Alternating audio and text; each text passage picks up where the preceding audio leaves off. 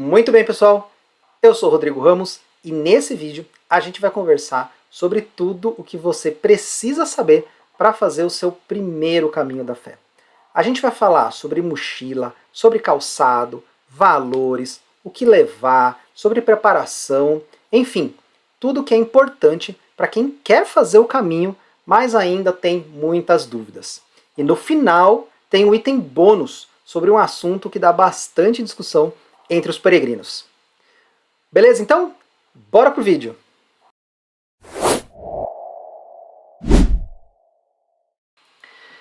E vamos começar essa nossa conversa falando do próprio caminho. E para isso, a gente vai olhar o mapa oficial do Caminho da Fé.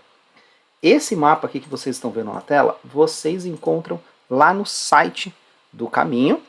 E é legal, para quem está indo a primeira vez, dar uma boa olhada no site. Tem bastante informação lá, bastante coisa que você pode tirar de lá e que vai te ajudar nas tuas decisões, que vai te ajudar no teu caminho. E esse mapa, ele mostra pra gente duas coisas. O ramal principal, esse que está aqui em amarelo, e os outros ramais em branco, tá, pessoal? Esse ramal em amarelo, conhecido como ramal principal, começa aqui em Águas da Prata, que é um dos pontos de partida mais tradicionais, até porque foi ali que começou o Caminho da Fé. Legal? Esse trecho aqui, saindo de Águas da Prata até a Aparecida, é o famoso trecho de 318 quilômetros, certo? Muito bem, mas se você quiser andar mais, você pode sair de qualquer uma dessas cidades dos ramais aqui que estão em branco. Ou seja, não tem um ponto de saída, pessoal, que seja, digamos, correto. Não existe isso. Você pode sair da onde você quiser. Você pode começar o seu caminho da onde você quiser. Apesar de ter esse lugar, né, Águas da Prata, que é um dos mais tradicionais, não existe obrigação de você sair dali, tá? Você pode sair da onde o seu tempo permite, da onde o seu preparo permite e fazer o seu caminho. Eu mesmo já saí de Águas da Prata, mas eu também já saí de Borda da Mata e já saí de Paraisópolis. Anos aí que eu tinha menos tempo, eu não saí de Águas da Prata. Legal? A única regra aqui é se você quiser em Aparecida pegar o certificado, aí você precisa cumprir pelo menos 100 km de caminhada. Para ter 100 km, você precisa necessariamente sair de Paraisópolis, pelo menos. De Paraisópolis a Aparecida, tem mais ou menos ali 115 km, então permite que você carimbe a sua credencial e consiga o seu certificado. Fora isso, não tem regra de onde você começar. Legal? Então, esse é o mapa oficial. É bom dar uma estudada nele antes de você ir para o seu caminho.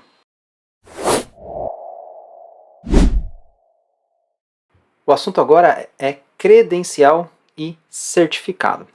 Pessoal, a credencial é um documento que você adquire no início da sua caminhada e você vai ao longo das passagens carimbando. Tem carimbo nas pousadas, tem carimbo em restaurantes, paradas, né, de peregrinos, nas capelinhas, muitas deixam também o carimbo, e aí você vai ao longo da sua caminhada, então, colecionando aqui esses carimbos, tá? É uma coisa muito, muito bacana aqui de se fazer no caminho, tá? E aí você vai carimbando.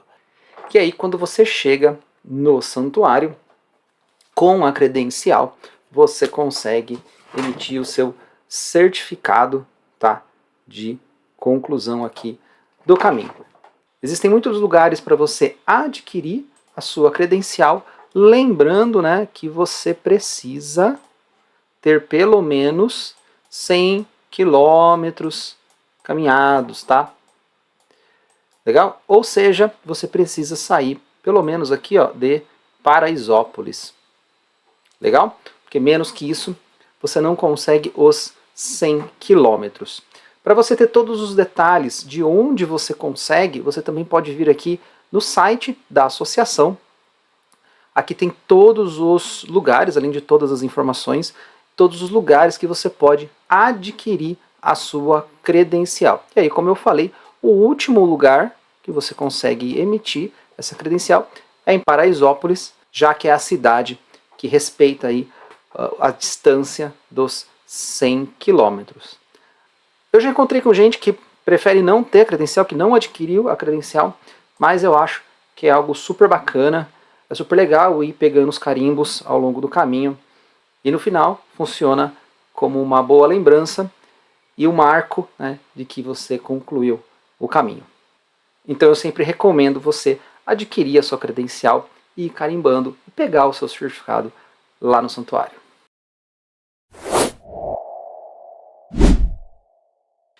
Um item fundamental para quem vai por conta, tá, pessoal? Para quem vai caminhar e vai carregar as suas coisas. É a mochila. Não dá para abrir mão desse ponto. Se você vai carregar as suas coisas, tenha uma mochila adequada. Caso contrário, a chance de você se machucar o ombro, né, ou ter muita dor, tá, a chance aumenta. Então tenha uma mochila boa se você vai caminhar por conta. Com apoio você não precisa se preocupar tanto, que alguém vai sempre estar no carro, mas se você for carregar, muito cuidado com este ponto. E eu trouxe aqui 2 grupos de mochilas. Tá?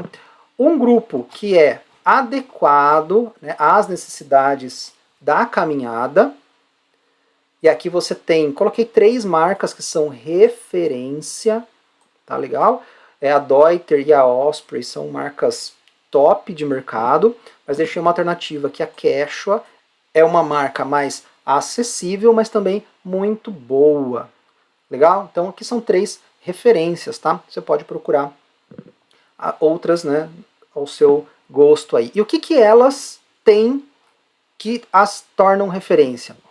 São do tipo cargueira, pessoal, tá? Cargueira. Então tem esse tipo aqui, ó, de apoio na cintura, principalmente. Tem os ombros adequados, tá? Tem ajuste aqui, ó, no peitoral, tem ajuste, tá? Então são mochilas cargueiras. Então tem barrigueira, essa parte aqui de baixo, né? Pro caminho, 30 litros são suficientes, tá? Não precisa de uma mochila maior que isso. E também 5 quilos de peso total são suficientes, tá legal? Então, esse é o tipo recomendado de mochila. Aqui, os tipos não recomendados. Então, são aquelas: mochila de escola, mochila de escritório, mochila que só tem alça aqui no ombro, ó. Não tem barrigueira, veja. Não tem barrigueira reforçada. Só tem o ombro, tá? Isso aqui não é adequado para você fazer longas caminhadas. Tá? Isso vai te trazer muita dor, vai trazer muito incômodo e pode atrapalhar a sua caminhada. E por que as mochilas aqui do lado esquerdo são adequadas? Veja, quando eu uso mochila cargueira com a barrigueira, o peso ele sai dos ombros e ele desce para o quadril e pernas. Esse é o grande motivo de você ter aqui uma mochila adequada, uma mochila com os ajustes e a barrigueira, tá? Você fica com menos peso no ombro. Se você não estiver bem ajustado, muitas vezes você fica com praticamente zero peso aqui nos ombros, tá? Então, veja, essa aqui, nesse exemplo, tem a barrigueira, ajuste na cintura, né? Tem o ajuste peitoral, aqui na figurinha 5, e essa aqui também tem esse ajuste, né, de proximidade aqui da mochila. Nem todas têm esse ajuste, normalmente só mochilas maiores, mochila de 30 litros normalmente não tem. Mas esse não é um problema, tá? O mais importante é mesmo a barrigueira. Aqui nos ombros você ter a ergonomia da mochila e esse ajuste aqui no peito. Legal? Então são os 3 ajustes aí que é importante você procurar para ter a mochila correta. E outra dica aqui, que eu recomendo muito, é ter a bolsa de hidratação. Você encontra isso como bolsa de hidratação, camelback, reservatório para mochila, tem vários nomes. Se você pôr aí qualquer um desses nomes no Google, você vai encontrar, tá? Do lado direito aqui tem uma foto da minha mochila, né? Então veja, ela tem um compartimento aqui, ó, tem esse compartimento, onde você coloca o reservatório dentro e você tem esse tubo aqui, esse caninho, né, que leva a água para você ir tomando. Eu não abro mão desse item, para mim é um item muito importante. Tá? Eu levei em todas as caminhadas e não me arrependo.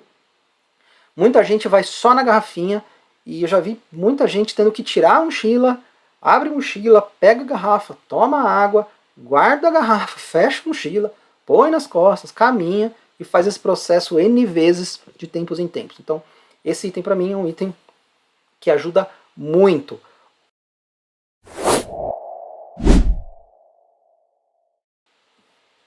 Sobre calçados, pessoal. Olha, essa é uma outra coisa que me perguntam bastante aqui nos comentários e lá no Instagram.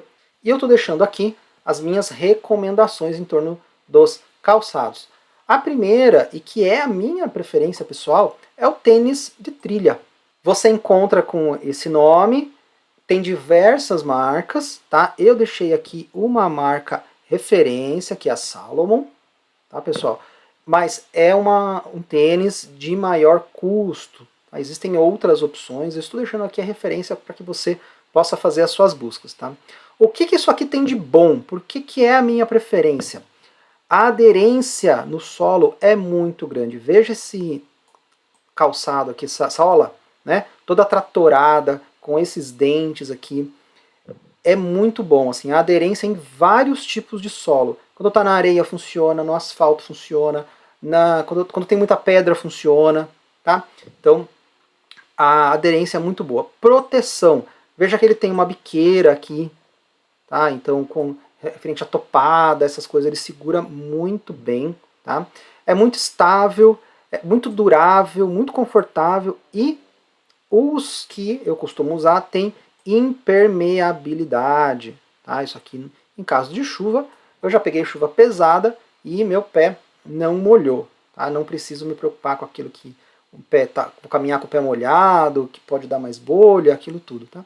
Então, é impermeável. E tem um plus aqui, que é a leveza. Esse modelo especificamente, né, da Salomon, são muito leves, tá? Mas eu deixei como um plus aqui, porque existem de outras marcas que têm todas essas características, mas às vezes não são tão leves. Tá legal? Então, aqui, minha recomendação do tênis de trilha, e é o que eu tenho usado nas últimas. Outra, a bota de trilha, muito parecida com o tênis de trilha, com o plus aqui da estabilidade no tornozelo. Tá? Então ele sobe um pouquinho, torna o teu tornozelo mais estável. Tá? Então dá uma segurança a mais ali na altura do tornozelo e você sente o pé um pouco mais firme. Tá? Mas basicamente é essa a diferença. E a preferência da maioria das pessoas, eu diria que 95% das pessoas que eu encontro estão com tênis esportivo. Esse tênis que você compra em lojas de esporte, tá? Tênis de corrida, tênis de academia e tudo mais. Tá? Claro, esse tênis ele tem conforto, né? É uma coisa que a gente precisa destacar. São tênis leves, tá? Tem o benefício aqui do preço em relação aos tênis de trilha. Você, obviamente tem tênis de corrida caríssimos, né? Não é esse o ponto, mas no geral você consegue comprar tênis esportivos de academia, de corrida bons, a um preço mais acessível que os tênis de trilha ali da Salomon, por exemplo. Tá, pessoal? Então, é algo que as pessoas usam bastante. Claro que quando a gente olha para a sola dele, ela não vai segurar tanto quanto a sola aqui do tênis de trilha. Você vai sentir mais pedra, você vai sentir mais a mudança de terreno, tá? Mas não chega a ser um problema, até porque a maioria das pessoas fazem e elas concluem seus caminhos, tá? Então não diria que é impeditivo você fazer o caminho se você não tiver aqui o tênis de trilha, tá? Vá com o seu tênis esportivo. Saiba que se você pegar uma chuva, você vai ter que se preocupar em secar esse tênis e tudo mais, tá? Mas tendo essa consciência, tranquilo, você vai conseguir fazer o teu caminho. Importante é que para todos, um número maior, tá? Ou até 2, dependendo da forma, se o tênis, né, tiver uma forma muito pequena, mas é muito importante número maior, o seu pé vai inchar ao longo do caminho. Então se você for com o tênis muito justo, isso vai te trazer um desconforto, vai trazer mais bolha, né, dor no pé, na sola e tudo mais. Tá? Outra coisa importante, amaciar o calçado antes de começar o caminho. Não vai com o tênis novo para começar o caminho. Ande com ele muitos quilômetros, use no seu treino, amacia esse tênis e aí você vai estar pronto para ir com ele no caminho.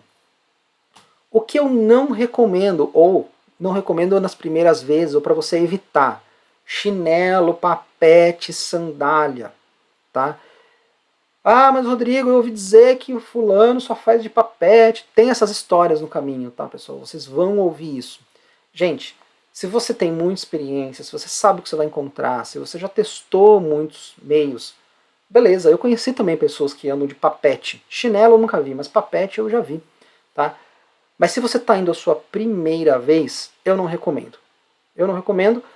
Você tem todos os perigos de tropeçar, de bater, de torção, porque isso aqui não segura, tá? Se o seu pé virar um pouquinho, ele não vai segurar. Então eu não recomendo. Tá? Você vai ouvir as histórias, mas é a primeira vez. Né? Eu mesmo indo algumas vezes, eu continuo não usando, tá? E não sei se vou usar um dia. Mas principalmente sendo a primeira vez, evite esse tipo de calçado, use isso lá na pousada para você ficar mais à vontade, curtir o lugar. Mas para caminhar, no começo, eu não recomendo. Um item adicional aqui ao calçado são as meias. Gente, tem muitas meias hoje boas para você fazer caminhos, para você fazer trekking. Tá? Normalmente você vai achar com o nome de trekking nas lojas de esporte. Eu tenho essa aqui da esquerda, tenho alguns pares dela, e veja, tem uma série de proteções aqui. Ela é bem justa no seu pé, não fica sobrando, ela não fica suando, tá, pessoal? Então tem várias meias bem adequadas para fazer caminhadas. Não vai com aquela sua meia normal que você anda no dia a dia, tá? Ela não vai absorver o suor, ela vai soltar ao longo do dia no seu pé, ela vai dançar no seu pé ali, né? Vai ficar meio folgada. Não recomendo, tá? Compre um ou dois pares dessas meias mais ajustadas, mais adequadas para a caminhada, que sua caminhada vai ficar muito mais confortável.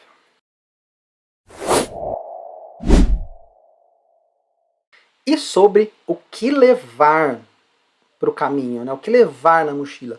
Pessoal, de forma geral, para quem vai sozinho, para quem vai por conta, para quem vai com apoio. Dicas gerais, sempre itens leves, né? Feitos de materiais sintéticos, aquele que a gente chama de dry fit, tá? Que são fáceis de lavar, que tem secagem rápida. Evite peças de algodão para caminhar. Para vocês terem uma ideia, eu levo apenas uma peça de algodão, que é a camiseta que eu durmo. Só essa. Não levo mais nenhuma, todas as outras são de materiais sintéticos. A bermuda, a camiseta, o corta-vento, enfim, tudo sempre material sintético pela questão de lavagem e secagem. E claro, procure peças com proteção UVA, UVB, você sempre vai pegar muito sol no caminho, tá? É normal. Legal? Então essas são dicas gerais, independente se você vai ou não carregar a sua mochila.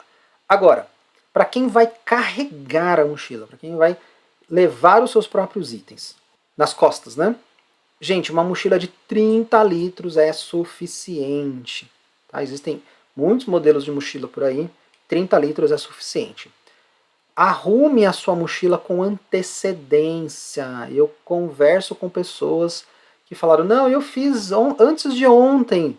Ontem, antes de começar a caminhar.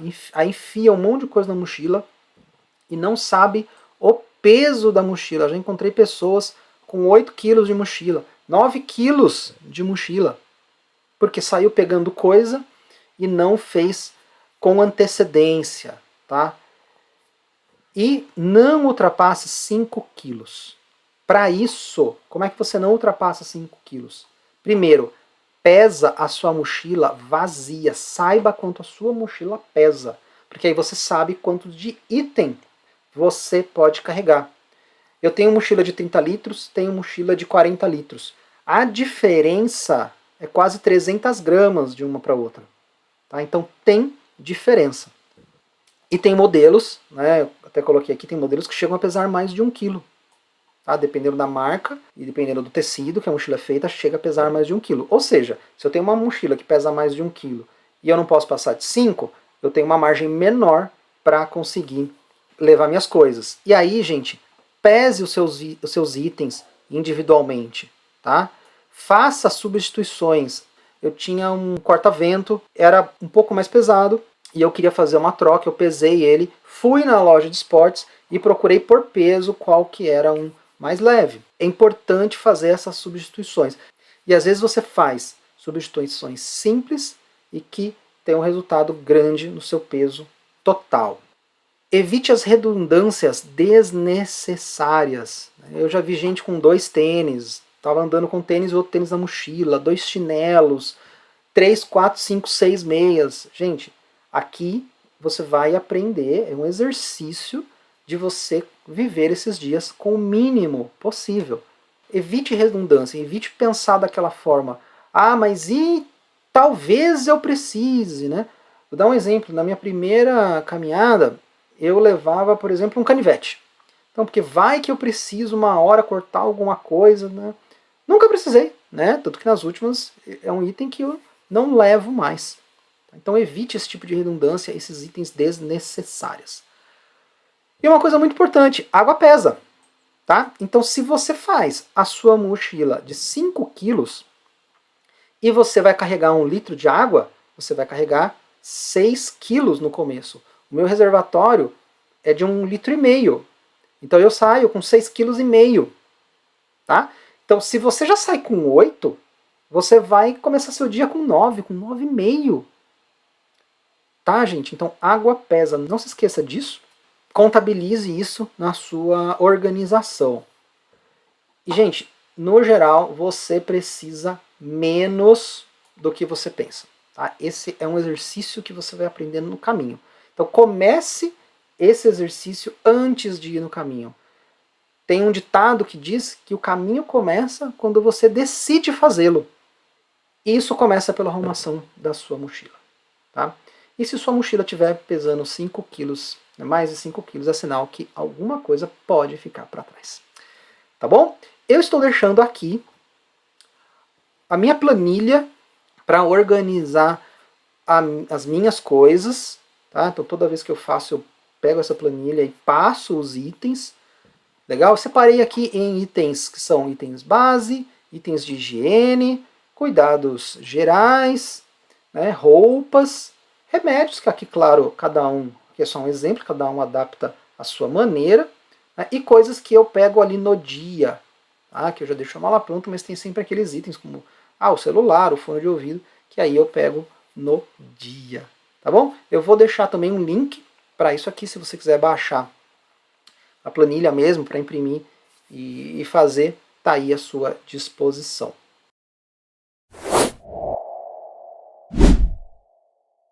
Um outro tema que o pessoal sempre me pergunta é o que eu acho melhor, sair por conta ou ir com apoio. Gente, não dá para dizer o que é melhor. Cada pessoa vai olhar para a sua realidade e decidir se é melhor ir por conta ou ir com apoio.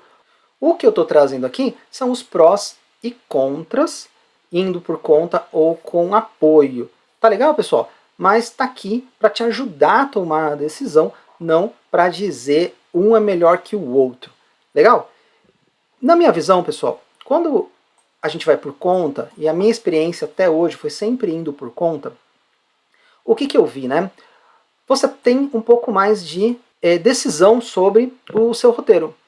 Você pode adaptar esse roteiro ao longo do caminho.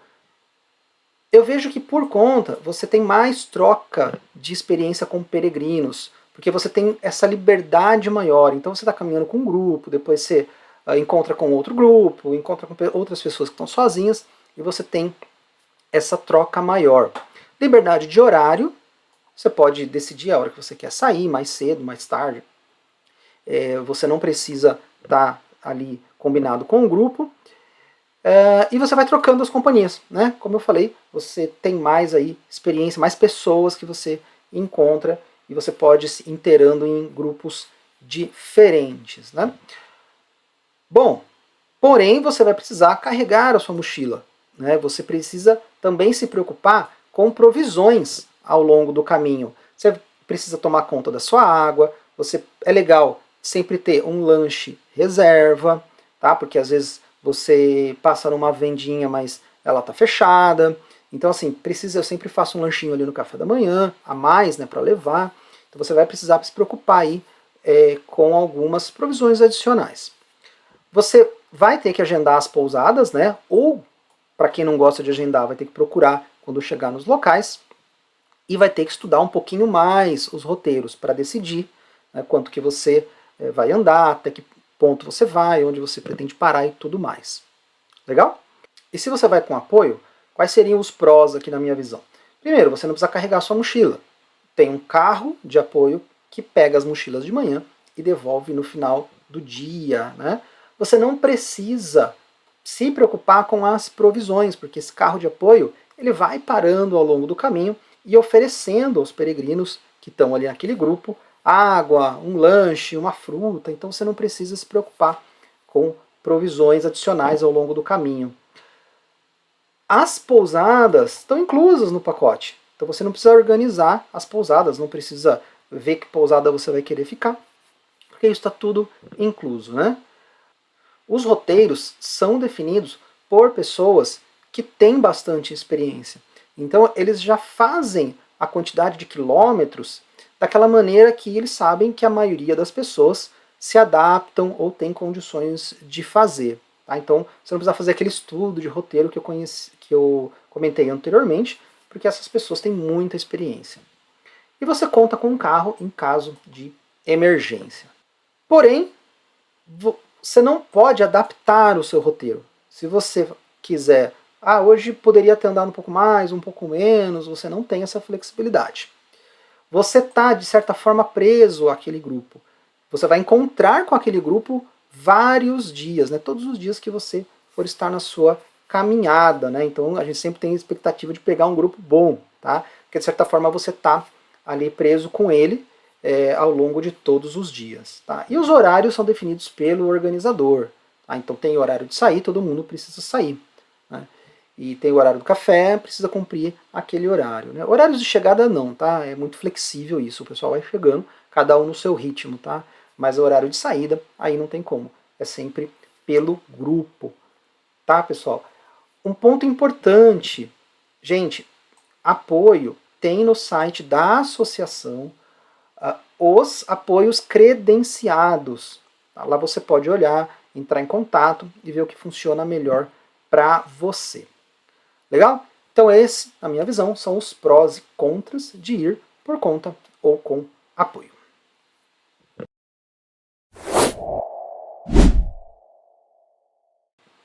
Outra coisa bastante importante para quem vai fazer o caminho é saber quanto gasta. Tá? Quanto que eu preciso aqui reservar das minhas economias para fazer o caminho. Pessoal, eu tenho uma análise completa sobre gastos no caminho nesse vídeo que está referenciado aí na descrição do vídeo. É o vídeo da fotinho aqui também, tá? Esse aqui, quanto eu gastei no caminho. Só que é de novembro de 24. Aí vocês podem ver uma análise detalhada. E eu trouxe aqui um resumo disso que eu explico então detalhadamente nesse vídeo. Eu separei os gastos por estadia, alimentação e lavagem de roupa. Aqui são os gastos normais que você vai ter ao longo do seu caminho, tá? Como isso aqui foram 8 dias de caminhada e eu não dormi em Aparecida, dão 8 diárias e 9 dias, tá? Essa aqui é a conta. E teve 6 dias aí onde eu fiz lavagem de roupa, né? E aí você paga no local ali uma lavagem de roupa. Aqui tudo somado e dividido nessas proporções, a gente chega numa média de R$ 281 por dia. Só para não ficar na dúvida aqui, ele dá 312 mas eu tenho um ajuste que eu faço para 281, porque em Campos do Jordão eu fiquei num hotel. E o hotel é mais caro que uma pousada normal de peregrino, tá? Então, aqui é a conta real, gasto real, 312, mas eu fiz um ajuste porque isso é um caso de exceção. Normalmente as pessoas não ficam em hotéis em Campos do Jordão, ficam em pousadas, mas eu acabei saindo desse padrão e por isso o desconto aqui, tá? Então, fazendo esse desconto, R$281. E aqui também eu trago alguns gastos extras, né, com transporte. Então, ônibus aqui de São Paulo para Pouso Alegre, depois o táxi que eu pedi para Borda e por aí vai. Tá? Táxi para sair da Basílica, volta para São Paulo e tudo mais. Todos os gastos envolvendo transporte. Tá? E depois gastos extras. Gastos extras são coisas que eu comprei ao longo do caminho, lembrancinhas, coisas adicionais. Você pode optar, inclusive, por não fazer, que não vai fazer falta no seu caminho.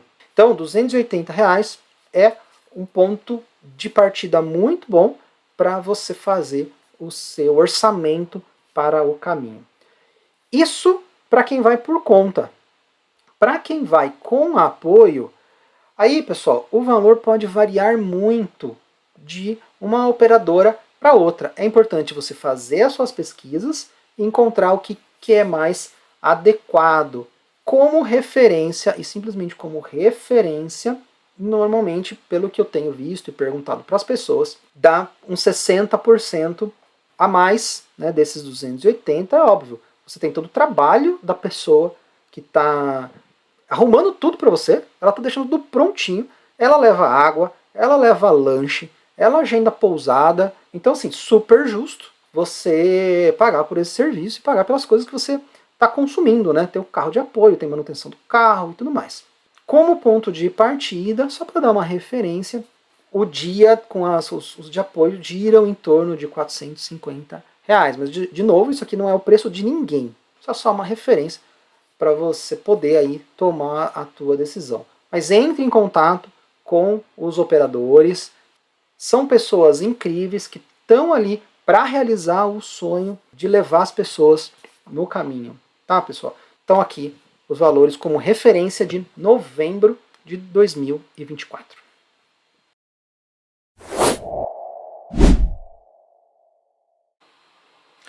E quantos dias é o ideal para fazer o caminho? Bom, essa pergunta não tem uma única resposta, porque vai depender, obviamente, de onde você sair. E aí, aqui eu estou trazendo algumas sugestões para você fazer o seu plano e tomar as suas decisões. Olha só, além da quilometragem, pessoal, é muito importante olhar a altimetria, o ganho de elevação. Isso é uma coisa que muitos peregrinos não olham. Aquele mapa oficial da associação mostra quilometragem. No site tem algumas coisas agora de ganho de elevação e é importante olhar e observar. Eu trouxe aqui um resumo dos ganhos de elevação e das distâncias para a gente dar uma estudada e te ajudar a tomar as decisões. E olha só por que ganho de elevação é importante. Porque às vezes você tem quilometragens que não são muito altas. Veja, aqui eu tenho 22 quilômetros, né? Mas eu tenho aí 850 metros de elevação. Esse trecho aqui tem o Pântano dos Teodoro no meio. Então tem aqui uma parte bem puxada. É importante olhar o ganho de elevação. Outros lugares, por exemplo, aqui nesse trecho onde tem o Morro do Sabão, são 30 quilômetros com ganho de elevação menor, né? Eu, por exemplo, acho esse trecho aqui muito mais tranquilo do que o trecho dos Teodoro, por causa justamente do ganho de elevação. Então aqui, com esse resumo, você consegue fazer essas ponderações, tanto de elevação quanto de distância, né? Do jeito que está plotado aqui, eu tenho, saindo de Paraisópolis até o Mirante lá em cima, Pousada Mirante, né? Eu tenho aqui 1.546 metros de elevação em 33 quilômetros, tá? Não é pouco. Legal, pessoal? Então, é importante olhar as duas coisas, ganho de elevação e distância. Esse mapa aqui mostra os dois. E aí, alguns exercícios que eu fiz, e eu estou trazendo aqui para dividir como sugestão, são esses que estão aqui embaixo. Saindo ali de Paraisópolis, que dá mais ou menos 130 quilômetros, 4 dias são suficientes. Algumas pessoas fazem até em 5, dividem mais um dia, tá? Então, saindo de Paraisópolis ali em 4 dias. Saindo aqui de Borda da Mata, fazendo 215 quilômetros em 8 dias. E um dos locais mais tradicionais, né, Águas da Prata, 318 quilômetros em 12 dias. Aqui são sugestões e dá para você fazer um pouco menos e um pouco mais, se você dividir mais trechos ou se você avançar alguns trechos. Mas, no geral, eu diria que, se é a primeira vez, vale a pena você pensar em torno desses números aqui. São os 3 pontos, eu já saí desses 3 pontos, e fiz nessas distâncias e dias, e deu bem certo. Tá? Então, são boas sugestões para você que quer fazer o seu caminho da fé.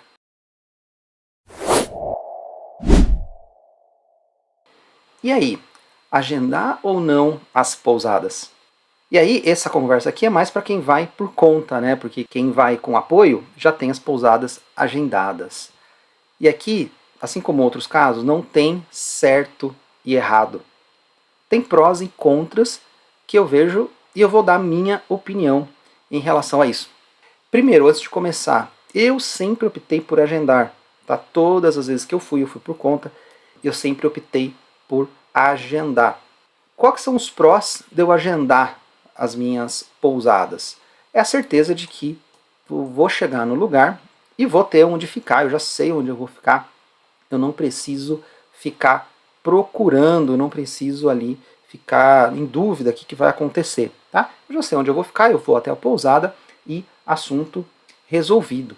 Eu vejo muita gente ligando no dia, assim, aí está no meio do caminho, você tem que conseguir um sinal para ligar para a próxima pousada, ou você está na pousada, tenta agendar no dia anterior, ou chega no lugar e precisa ficar procurando. Nada disso é necessário se você tiver com elas agendadas. Quando chega na cidade, rapidamente você está instalado.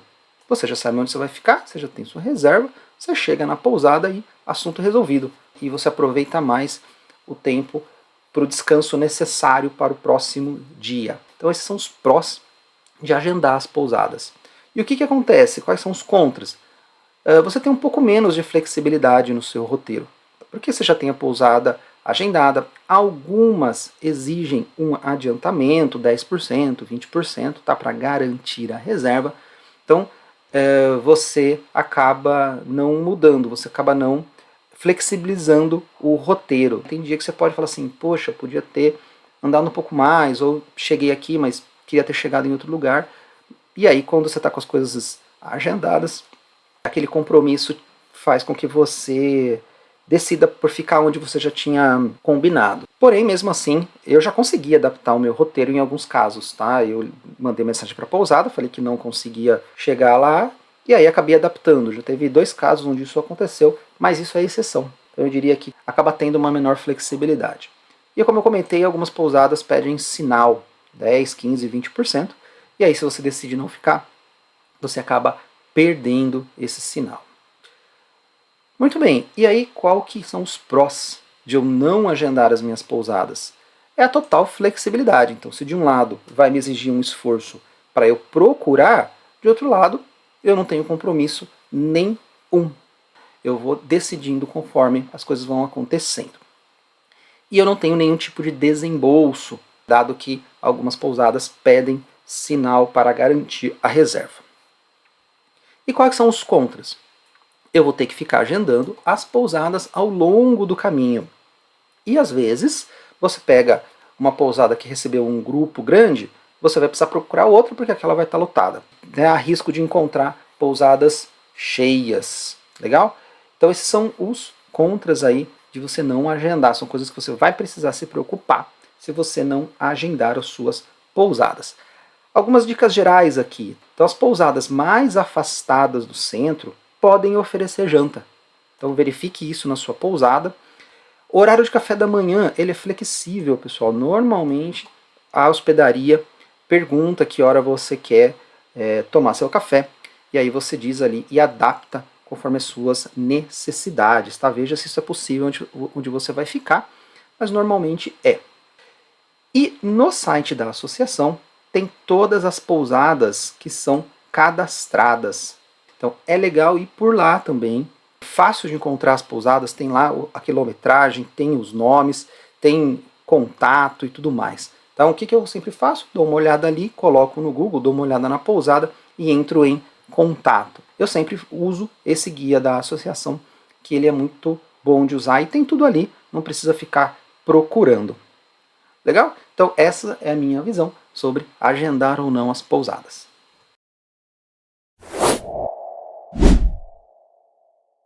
Bom, vamos falar agora sobre como é que é a rotina do dia a dia quando você está no caminho. Pessoal, a rotina no caminho, ela começa bem cedo. É importante começar cedo para que você evite períodos de sol muito intenso, né? Principalmente o sol da tarde, o sol depois do meio-dia, 1 hora. O melhor mesmo é aproveitar o período da manhã para fazer a caminhada. Então, como normalmente é a minha rotina quando eu estou no caminho? Então, ali, entre 4h30 e 5 horas, é o horário que a gente acorda, se prepara, né? Eu faço ali um preparativo nos pés, com proteções e tudo mais, faço aquecimento e café da manhã.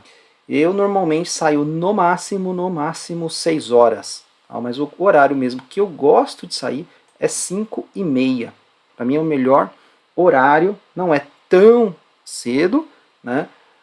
Mas também o sol ainda não apareceu, né? Então é um excelente horário aí para começar a caminhada, tá? Até 6 horas dá. Alguns dias eu saio sim 6 horas, mas o que eu gosto mesmo é sair 5h30.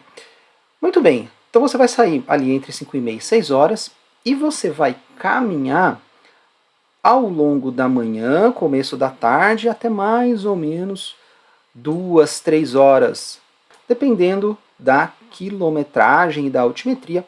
Isso pode demorar mais ou menos, mas no geral, quando é 2, 3 horas, a caminhada está acabando. Legal? E aí chegando, né, eu sempre faço um lanche, tomo banho, tá? Então esse horário de chegada entre 2 e 4 é o horário que a gente está ali tomando um lanche da chegada, banho, né? Vendo roupa se precisa lavar e tudo mais. Tá? Se você não for pagar para lavar, você tem que lavar sua própria roupa. Bom, e feito essa chegada, né? Aí o negócio é descanso, cuidados e relaxamento, né? Para que você se prepare para o dia seguinte. Aqui é um momento também onde você começa a encontrar os peregrinos com um pouco mais de calma, onde rolam as conversas ali nos salões ali das pousadas, né? Então é um horário importante também. Não é só uma questão de descansar, é uma questão de se conectar com as outras pessoas e trocar experiências, tá legal? Depois, a janta, né, mais ou menos aqui entre 18h30 até umas 20. Eu já não gosto mais quando chega ali por volta das 20, já começa a achar tarde, eu gosto de jantar ali por volta das 17 e aí depois dormir para se preparar para o outro dia. O meu horário limite que eu gosto de fazer é 20 horas, né, tá na cama, porque você vai fazer a mesma coisa no dia seguinte, né, pensando que vai acordar ali por volta das 5 da manhã no outro dia. Então é legal que você vá dormir cedo, descanse bem, para estar pronto para o dia seguinte.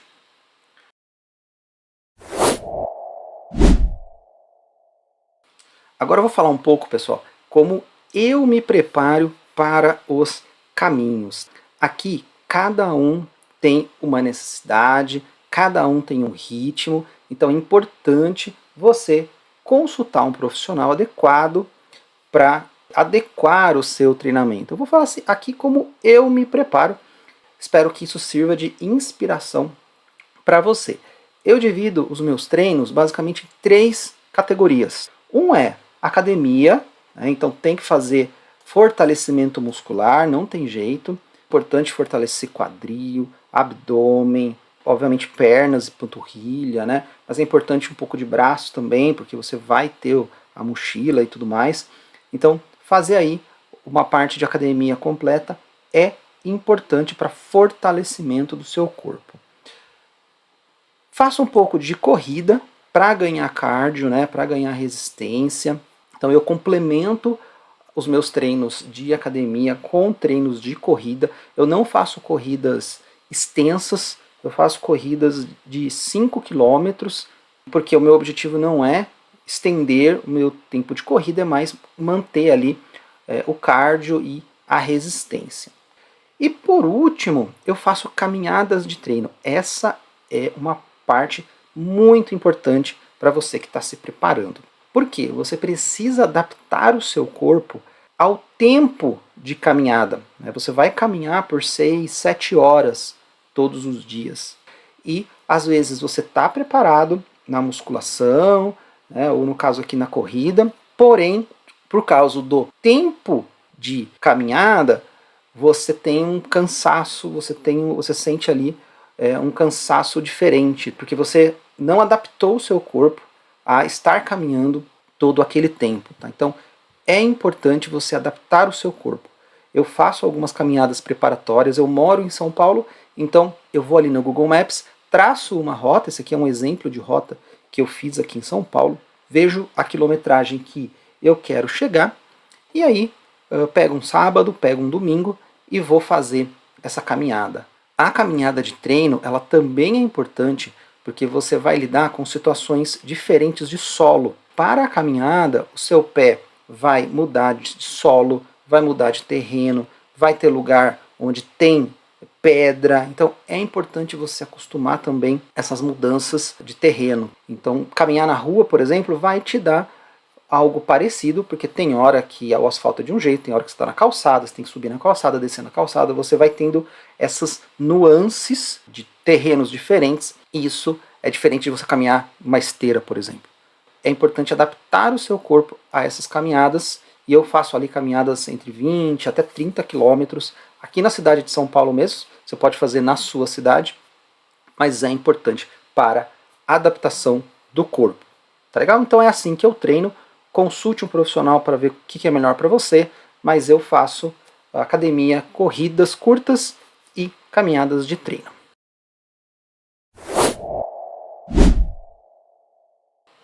E como que é o clima no caminho? Essa é uma informação importante para você decidir quando fazer. Nesse gráfico, aqui estão as médias de alguns anos. Peguei de sites oficiais essas médias e coloquei aqui num gráfico para ficar mais fácil da gente entender.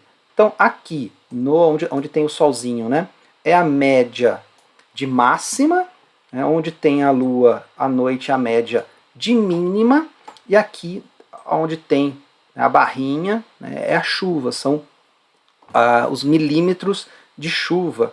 Tá legal, pessoal? Então, em janeiro aqui, por exemplo, a média é cerca de 26 graus, a mínima em torno aqui de 17, e aí os milímetros de chuva estão aqui do lado, tá? Cerca de 300 milímetros de chuva. Então é assim que a gente lê esse gráfico. Então a gente percebe aqui que as temperaturas mais altas estão em novembro, dezembro, janeiro e fevereiro. Então aqui as mais altas, aqui até março, né?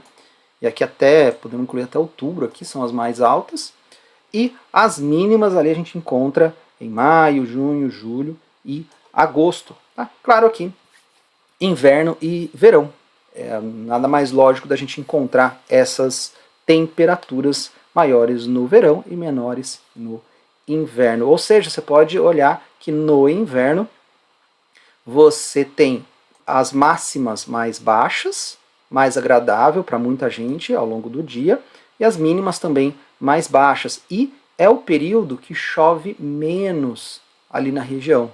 Então junho, julho e agosto, ó, chove super pouco, tá, pessoal? O que acontece aqui é que, como faz mais frio, você vai precisar levar algum reforço de roupa, principalmente para a noite. E aí, se você estiver carregando as suas coisas, você vai ter que pensar bem, pesar seus itens, aquela coisa toda, para você não sair muito carregado. Se você vai com apoio, aí tanto faz, você pode levar os seus itens de reforço e coloca no carro de apoio, legal? Então, esses meses assim de junho, julho, são meses que o caminho está até bem cheio. Eu perguntei da última vez como é que tá, e o pessoal falou que junho e julho são meses que o pessoal tem preferido, até por causa da chuva e das temperaturas, tá bom?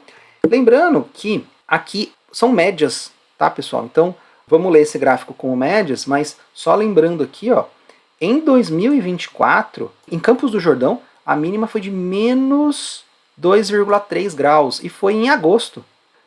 Nessa mínima aqui, ó, que aqui aponta cerca de 17, mas em 2024 a mínima em Campos do Jordão foi de menos 2,3. Então, sempre checando aí perto da sua ida, como é que está o tempo para você poder se preparar. Aqui estamos falando de médias de 10 anos, tá? Então aí esses negativos acabam ficando dentro da média. Tá bom, pessoal? O inverno é sempre mais seco e frio, pode atingir temperaturas negativas. O verão é bastante úmido, com bastante chuva rápida, né? E as temperaturas mais altas. E na primavera e outono são as temperaturas mais intermediárias e chuva também intermediárias. São as épocas mais equilibradas, tá? Primavera e outono. Nessa tela eu vou deixar em detalhe algumas cidades. Tira teu print aí, eu não vou entrar em detalhe aqui porque são muitos números, né? Tira teu print aí se você quiser saber com um pouco mais de detalhe como que é o clima em cada uma dessas cidades em cada mês do ano, né? Nessas médias aí de 10 anos. Legal? Aí você faz sua análise, entende o que é melhor para você, para que você possa ir com tranquilidade para o seu caminho.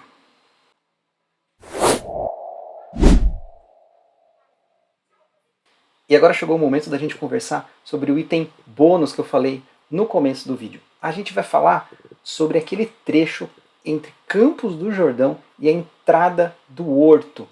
Esse trecho dá bastante discussão, porque algumas pessoas preferem fazer usando carro ou um ônibus que passa por ali, e outras dizem que não, que a gente tem que caminhar esse trecho, que é roubar no jogo se a gente andar esse trecho aí de carro, tá, pessoal? Isso dá bastante discussão entre os peregrinos.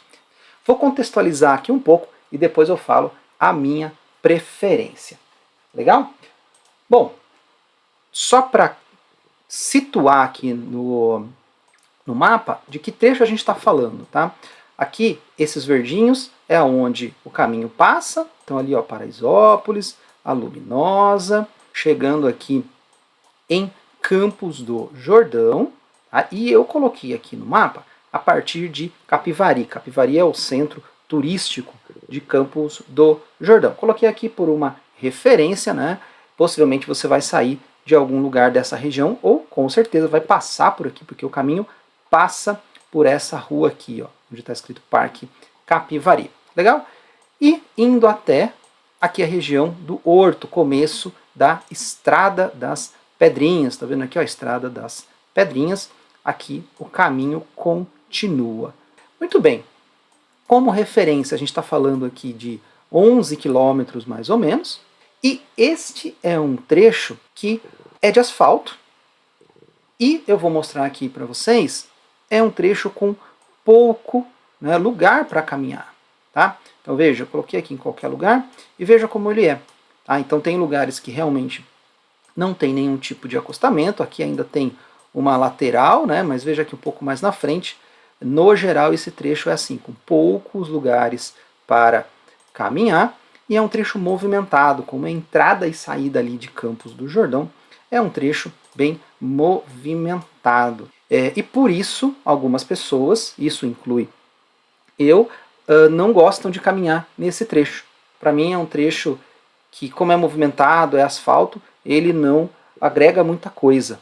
É um trecho que você vai ter que ficar muito atento, vai ter que tomar muito cuidado e no fim não traz aquele prazer que a gente está buscando aqui na caminhada, tá? Eu até tenho um vídeo aqui, ó.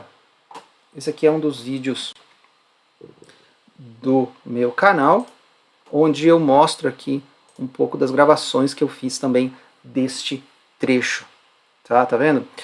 Lugares realmente onde a gente não tem lugar para caminhar. E veja, aqui eu estava saindo, era 6 da manhã aí, deixa eu voltar aqui um pouquinho de novo. Era bem cedo, tá? Era 6 da manhã e você vê que já tem um movimento, já tem carros ali passando, tá? Muito bem, e a grande discussão é porque algumas pessoas consideram que você pular um trecho é algo que você não deve fazer, ou é um certo purismo aí, né, envolvendo a caminhada, né.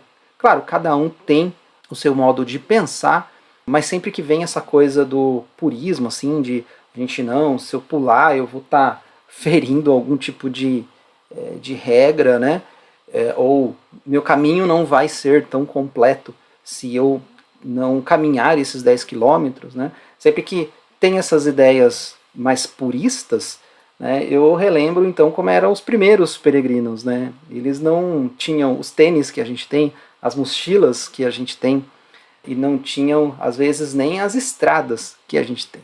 Então, se a gente quiser ser purista, a gente precisa andar enfim, se vestir como os peregrinos, né? Lá no século IX. Esse aqui eu até pedi ajuda aqui para o chat GPT para a gente ver como era um peregrino nas primeiras peregrinações lá em Santiago, como era ali no século IX, né? Então, purista por purista, a gente tem que voltar até os primeiros, né? E na minha visão, a gente não vive mais nesse mundo, a gente tem que adaptar a nossa caminhada e a nossa peregrinação ao mundo que a gente está inserido. Na minha visão, este trecho aqui é um trecho que vai precisar ficar se preocupando com os carros e oferecendo até algum certo risco. E a gente não está lá para correr risco. Se existe risco, para mim não vale a pena. Tá legal? Para mim vale muito mais a pena chegar com tranquilidade em Campos do Jordão, fazer de carro ou de ônibus esse trecho e de novo continuar com toda a tranquilidade do mundo a partir das pedrinhas. Legal, pessoal? Essa é a minha opinião sobre esse tema e eu tenho certeza que se você for para o caminho, você vai ouvir muito essa discussão.